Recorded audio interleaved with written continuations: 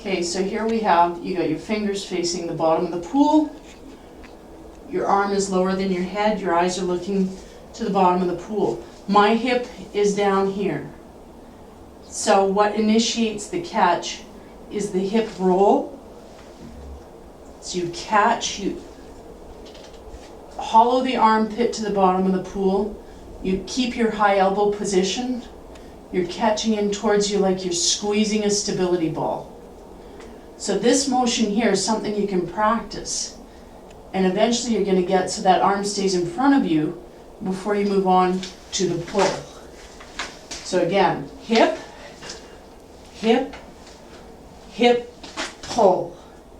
Now once you're here, don't finish past your hip.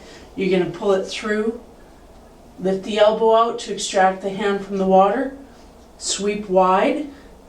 When your arm is positioned where your elbow is as far forward as it'll go, hip puts the hand in. Catch, hip, pull through, hip puts the hand in. Hip, hip, hip, hip. And again, you want that wide sweep so that this stays at 90 degrees. Right here we want to be at 90. As you exit, you're going to come around, enter in, stay wide.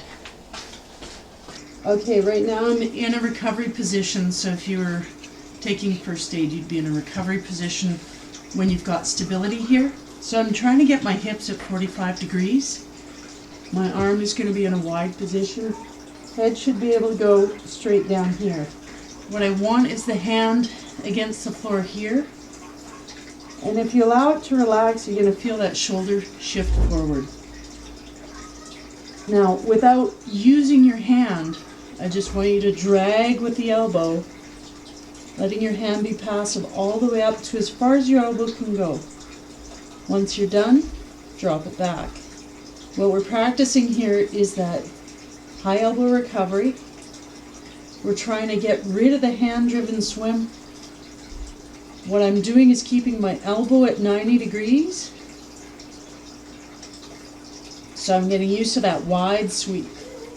Now what happens if I was ready to enter the water, my elbow would be in this position, fingers would be forward, and the hip would roll and put it in. So this is the position. You're just feeling like you're dragging, and then the hip puts it in. So it's a lot less effort than trying to aim with the hand, which typically drops the elbow. So we want to keep that high elbow all the way through. Okay, so right now my feet are up off the floor. What you're going to notice is you don't have a lot of room to kick here. If you kick too much, you're going to end up past your body line. So you will be at 45 to 45 when you're kicking, but your kick doesn't want to be like this. It wants to be Barbie doll. So you want to be thinking about initiating it from the hip and just letting the foot be a flipper. So when you're on your back practicing, you want to think about lift and flick. So you're flicking water to the surface. You're trying to get those toes to break the surface. What happens if you can't reach there is you're dropping your heel down. So a lot of people find that they hover right in one place on their back and they can't go forward. So and they kick hard. And all they're doing actually is churning the water by dropping their heels down.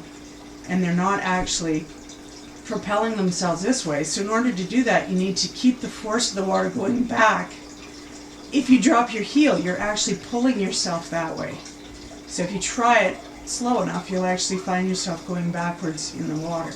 So by straightening that leg out a little bit, you're going to snap like you're trying to kick a ball, but just flick like you're flicking your sock off the end of your toe, and that'll help you break the surface of the water and initiate it from up here. It's not a knee thing. You want to push down, flick up, push down, flick up.